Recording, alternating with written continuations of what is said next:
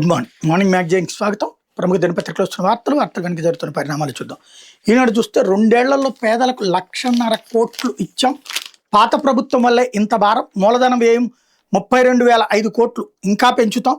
ఆర్థిక రంగంపై శ్వేతపత్రం విడుదల సందర్భంగా సీఎం చంద్రబాబు ఆర్థిక ఇబ్బందులున్న ఈ 2 ఏళ్లలో పేదలకు 1,49,401 కోట్లు సంక్షేమం రూపంలో ఇచ్చాం.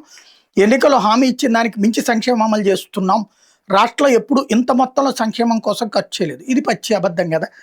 ఇంతకుముందు 2 లక్షల ఏడాదికి 50,000 కోట్ల రూపాయలు చెప్పున 2.5 లక్షల కోట్ల రూపాయలు ప్రజల సొమ్ము తీసుకెళ్ళి ఇచ్చారంటే ఇప్పుడు కూడా ఏం బాబు గారి సొమ్ము ఏమీ ఇవ్వట్లేదు. రెండవది అప్పుడు నవరత్నాలు ఇచ్చారు. ఇప్పుడు ఇస్తున్నటువంటిది ఆ దీపం పథకం, రెండోది పెన్షన్లు పెంచడము, తల్లికి వందనం. ఇది తప్ప ఇంకేమీ ఇవ్వట్లేదు. కానీ ఇక్కడ అన్ని ఇచ్చేస్తున్నాము, ఇంతవరకు అసలు చరిత్రలోనే ఎన్నడూ లేనంతగా అన్నటువంటిది అయితే అబద్ధం. కానీ ఆయన చెప్తున్నారు, అంగీకరించాలి. ఇకపోతే డబుల్ ఇంజన్ సర్కార్, ట్రిపుల్ ఇంజన్ గ్రోత్ అంటూ సీమ, కోస్తా, ఉత్తరాంధ్ర సమగ్ర సమానాభివృద్ధి ఎలక్షన్, రాయలసీమ ఉద్యానాభికి నెలలోనే శ్రీకారం, డిసెంబర్లో అమరావతి క్వాంటమ్ వ్యాలీ ప్రారంభం అన్నటువంటిది చంద్రబాబు నాయుడు స్టేట్మెంట్ హైలైట్ చేశారు. వాహనంలో కూర్చున్న ఏ వ్యక్తికైనా పరిహారం చెల్లించాల్సిందే. రోడ్డు ప్రమాదాలు జరిగినప్పుడు వాహనంలో కూర్చున్న ఏ వ్యక్తికైనా బీమా కంపెనీలు కాంప్రహెన్సివ్ ప్యాకేజీ పాలసీ కింద పరిహారం చెల్లించాల్సిందేనే సుప్రీంకోర్టు స్పష్టం చేసింది. మోటార్ వాహన ప్రమాద పరిహారానికి సంబంధించినటువంటి విషయాల్లో కోర్టులు అతి సాంకేతికత దృక్పథాన్ని అనుసరించకూడదని నిర్దేశించి 1996 జూలై 13 ప్రకాశం జిల్లా సింగరాయకొండ దగ్గర జరిగిన రోడ్డు ప్రమాదంలో మరణించిన చిత్తూరు జిల్లాకు చెందిన టి రాము అనే వ్యక్తి కుటుంబ సభ్యులకి పరిహారం చెల్లించే విషయమై మంగళవారం వెలువరించిన తీర్పులో జస్టిస్ సంజయ్ కరోల్, జస్టిస్ ప్రశాంత్ కుమార్ మిశ్రాల్ ధర్మాసనం ఈ మేరకు పేర్కొంది అన్నటువంటిది హైలైట్ చేశారు. రాజకీయాల కోసం బిల్ దుర్వినియోగాన్ని అనుమతించం. డిఎస్సిపై వైకాపా ఎమ్మెల్సీ వ్యాజ్యంలో జోక్యానికి హైకోర్టు నిరాకరణ. మెగా డిఎస్సి 2025లో అక్రమాలు జరిగాయని ఆరోపిస్తూ దాని మీద సిబిఐతో విచారణ జరిపించాలంటూ బిల్ దాఖలు చేసిన వైకాపా ఎమ్మెల్సీ పర్వతిరెడ్డి చంద్రశేఖర్ రెడ్డికి హైకోర్టు షాక్ ఇచ్చింది. ఆ బిల్లో జోక్యానికి నిరాకరించింది. రిజర్వేషన్ కోటాను పెంచడం మీద అభ్యంతరం ఉంటే అభ్యర్థులు మొదట్లోనే హైకోర్టును ఆశ్రయించేవారని, ఈ వ్యవహారం మీద ఏ ఒక్కరు ముందుకు రాలేదని గుర్తు చేసింది. క్రీడల కోటాతో నష్టపోయామని అభ్యర్థులు ఎవరు కోర్టుకు రాలేదని వెల్లడించింది. ఈ నేపథ్యంలో ప్రజాహిత వ్యాజ్యాన్ని విచారణ నిమిత్తం పరిగణలోకి తీసుకునే ప్రశ్నే ఉత్పన్నం కాదని తేల్చెప్పింది. బిల్లు ఎంతో విలువైన ఆయుధం, రాజకీయ ప్రయోజనాల కోసం దాన్ని దుర్వినియోగం చేయడానికి వీల్లేదని స్పష్టం చేసింది అన్నట్టు హైలైట్ చేశారు. ఇకపోతే అర్హులైన ఒక్క ఓటర్ని తొలగించం. రాష్ట్ర ప్రధాన ఎన్నికల అధికారి వివేక్ యాదవ్ ముసాయిదా జాబితాలో పేర్లేని 2026 జూలై 1 నాటికి 18 ఏళ్ళు నిండిన అర్హులైన వాళ్ళంతా అభ్యంతరాలు, క్లెయిములు దాఖలు చేసుకొని ప్రధాన ఎన్నికల అధికారి వివేక్ యాదవ్ సూచించారు. సరైన ప్రక్రియ లేకుండా ఒక్క ఓటర్ పేరుని తొలగించబోమని పేర్కొన్నారు అన్నటువంటిది హైలైట్ చేశారు. అయితే మారువేషాల్లో తిరుగుతూ స్థావరాలు మారుస్తూ ఏలూరు జిల్లా కొయ్యలగూడానికి చెందినటువంటి పొగాకు వ్యాపారి కుమారుడితో పాటు మరో 2 అపహరించిన కేసులో వైసీపీకి చెందినటువంటి గుంటూరు తూర్పు మాజీ ఎమ్మెల్యే షేక్ మహమ్మద్ ముస్తఫా మంగళవారం అరెస్ట్ అయ్యారు. ఇదే కేసులో A1 ఆయన తనయుడు ముబషీర్ని శంషాబాద్ విమానాశ్రయం సమీపంలో పోలీసులు అదుపులో తీసుకున్నారు. 8 రోజులు అజ్ఞాతంలో ఉన్నటువంటి తండ్రి కుమారుడిద్దరు ఒకే రోజు చిక్కారు. గుజరాత్లోని వడోదరాలో స్నేహితునింట్లో ముస్తఫా తలదాల్చుకున్నారు. మంగళవారం తెల్లవారుజామున పోలీసులు ఆ ఇంటిని చుట్టుముట్టి అదుపులో తీసుకున్నారు.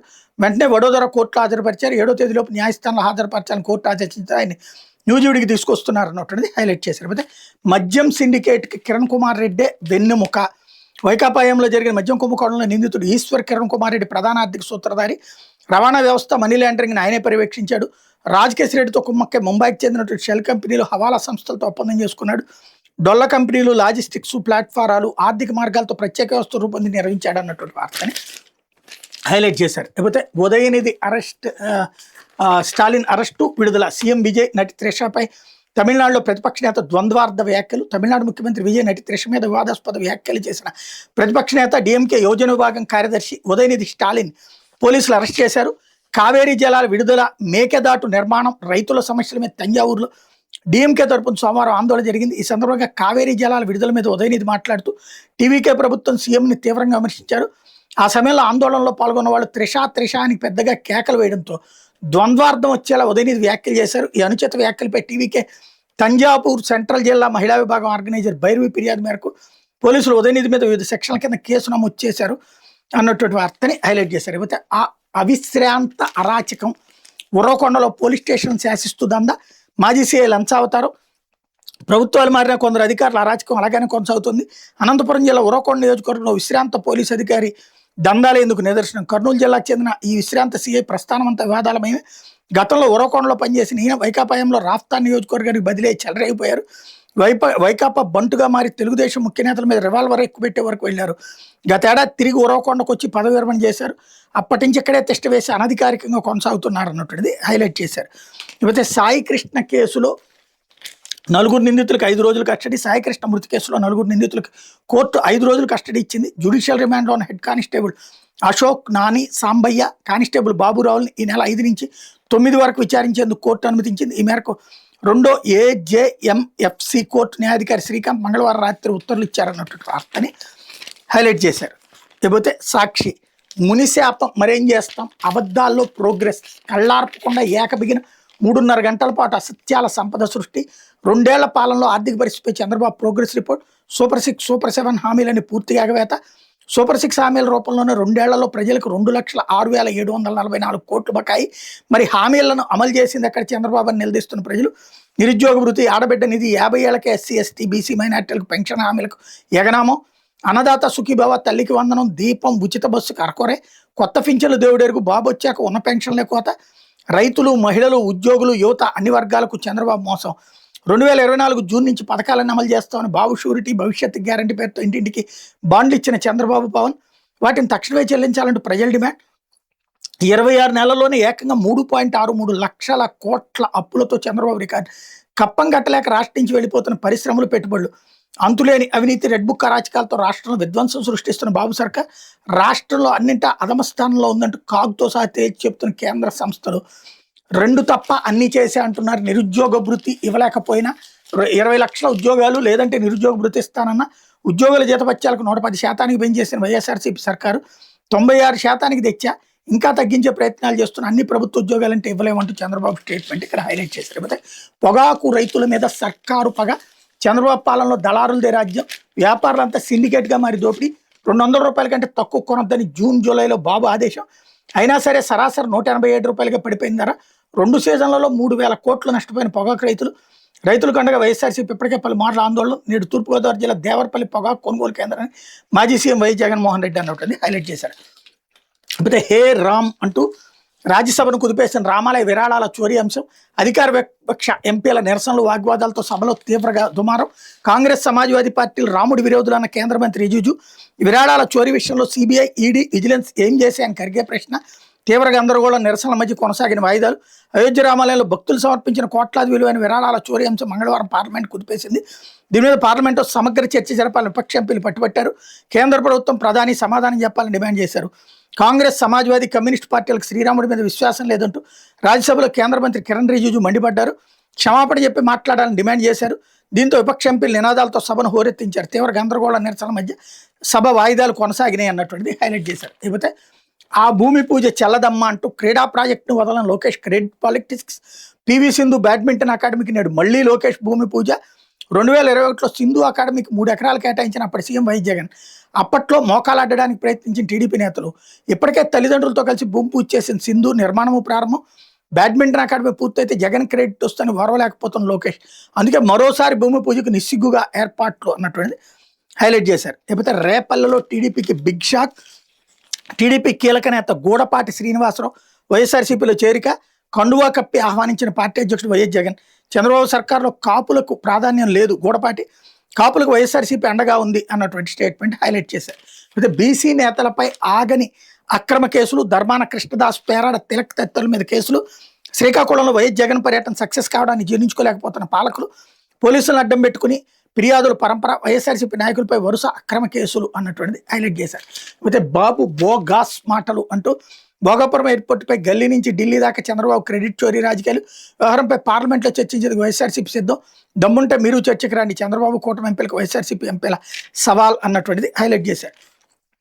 అయితే అందరి నోట ఒకే మాట, డిఎస్సీ అక్రమాలపై సిబిఐ విచారణ జరిపించాల్సిందే, డిఎస్సీ అభ్యర్థుల డిమాండ్, అక్రమాలపై ఆధారాలతో వివరాలు, రాష్ట్ర వ్యాప్తంగా YSRCP round table town hall సమావేశాలు అన్నది హైలైట్ చేశారు. అయితే నేటి నుంచి ఆల్ ఇండియా ఎంబీబీఎస్ కౌన్సిలింగ్ రిజిస్ట్రేషన్లు షెడ్యూల్ ప్రకటించిన ఎంసీసీ ఎంబీబీఎస్ ఆన్లైన్ కౌన్సిలింగ్ ప్రక్రియ బుధవారం నుంచి దేశవ్యాప్తంగా ప్రారంభం కాబోతుంది. All India quota counselling online registration నేటి నుంచి విద్యార్థులు చేసుకోవాల్సి ఉంటుంది. ఈ నెల 12వ తేదీ మధ్యాహ్నం 3 గంటలకు రిజిస్ట్రేషన్కి చివరి గడువుగా మెడికల్ కౌన్సిలింగ్ కమిటీ నిర్దేశించింది. గడువులోగా రిజిస్ట్రేషన్ చేసుకున్న విద్యార్థులు అదే రోజు సాయంత్రం 6 గంటల్లోపు ఆన్లైన్ పేమెంట్ చేసుకోవాల్సి ఉంటుంది అన్నటువంటిది హైలైట్ చేశారు. లేకపోతే బాబు సర్కార్ స్టెత్ గోపం, పిడుగురాళ్ళకి 50 ఎంబీబీఎస్ సీట్లే, రాష్ట్రంలో వైద్య విద్యను అభ్యసించాలని ఆశలు పెట్టుకున్న విద్యార్థుల పాలిటి చంద్రబాబు పాలన పెను శాపంగా మారింది. ప్రభుత్వ రంగంలో వైద్య విద్యపై ఆయన చూపుతున్న నిర్లక్ష్యంతో మన విద్యార్థుల అవకాశాలు గండిపడుతోంది.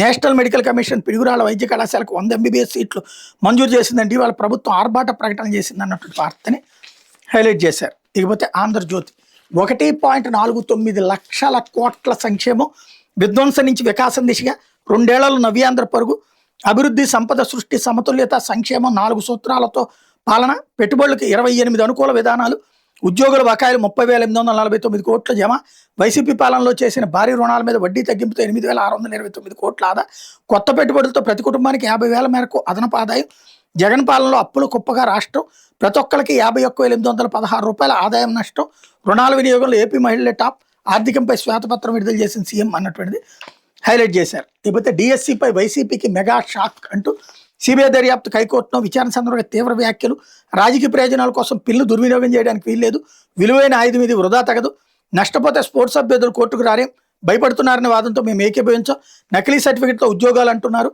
మరి వారిని ప్రతివాదులుగా చేర్చలేదే, బాధితులే ముందుకు రానప్పుడు ప్రజాహితానికి అర్థం లేదు, వాదనలు కొనసాగిస్తారు, ఉపసంహరించుకుంటారు, ఎమ్మెల్సీ పర్వతరెడ్డి తరపు సీనియర్ న్యాయవాదిని ప్రశ్నించిన ధర్మాసనం అన్నటువంటిది హైలైట్ చేశారు. లేకపోతే పాత కేసులతో కిరికిరి, బాబుపై కొట్టేసిన కేసులు తిరగదోడే లక్ష్యం, ముఖ్యంగా 3 కేసులపై లోతుగా అధ్యయనం, మళ్లీ లిటిగేషన్ సృష్టించి ఎన్నికల దాకా లైవ్లో ఉంచే యోచన, దీనికోసం 16 మందితో ప్రత్యేక బృందం, గతంలో కేసులు పెట్టిన మాజీ ఎమ్మెల్యే కీలకం, ఢిల్లీ స్థాయిలో లోతుగా మంత్రాలు, కొలువులో ఉండగానే కూటమి సర్కార్పై కుట్రలు పన్నుతున్న ఆ అధికారి వ్యూహాలు మరింతగా విస్తరిస్తున్నాయి, రాష్ట్ర స్థాయిలో తన అనుకూల అధికారులతో ప్రభుత్వానికి వ్యతిరేకంగా లోపాయకారి వ్యవహారాలు నడుపుతున్నాయి, ఢిల్లీ స్థాయిలోనూ లిటిగేషన్లకు వ్యూహం రచిస్తున్నారు, ముఖ్యమంత్రి చంద్రబాబుపై కోర్టులు కొట్టేసిన కేసులో మళ్లీ లిటిగేషన్ సృష్టించి వాటిని వచ్చే ఎన్నికల వరకు లాక్కెళ్లవేనా అనే అంశం మీద ప్రణాళికలు రచిస్తున్నారు అన్నటువంటిది హైలైట్ చేశారు. లేకపోతే సజ్జలకు మైండ్ పోయింది, బోరుగడ్డ అనిల్ ఆక్రోశం, భార్యతో పాటు తాడేపల్లి ప్యాలెస్ ఎదురు ధర్నా, ఎవరు నువ్వు పార్టీ ఆఫీస్కి ఎందుకు వచ్చావు అని సజ్జలు అడిగాడు, ఇక పార్టీ కార్యాలయానికి రావద్దన్నాడు, నాకు అడ్వకేట్లను పెట్టలేమన్నాడు, 3.5 గంటలు పడిగాపులు పడ్డా,